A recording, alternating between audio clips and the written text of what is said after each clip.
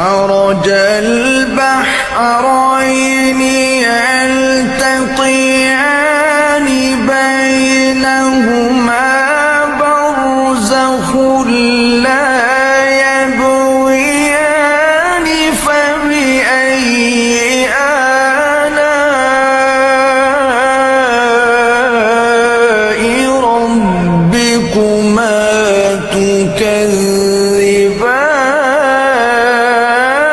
تكذبان